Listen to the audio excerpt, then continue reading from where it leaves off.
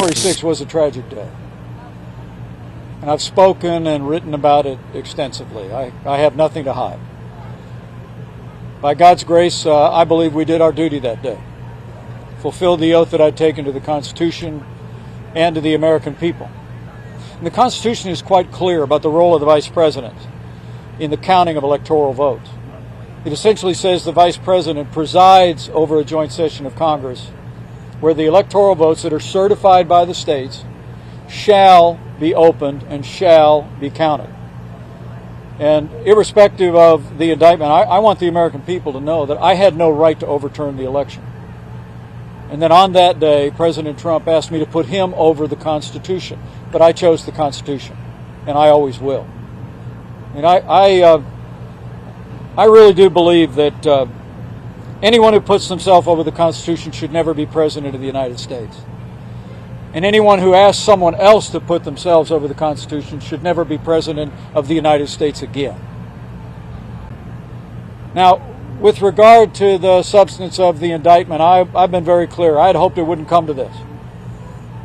I had hoped that this issue and the judgment of the President's actions that day would be left to the American people.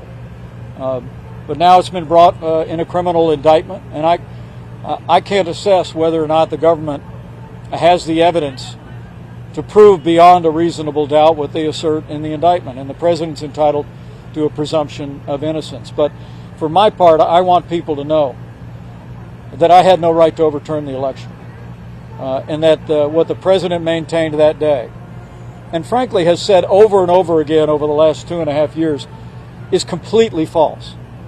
And it's contrary to what our Constitution and the laws of this country provide.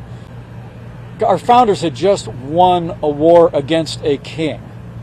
And the last thing they would have done was vest unilateral authority in any one person to decide who would be the next president. I dismissed it out of hand, but sadly the president was surrounded by a group of crackpot lawyers that kept telling him what his itching ears wanted to hear. And while I made my case to him of what I understood my oath of the Constitution to require, the president ultimately,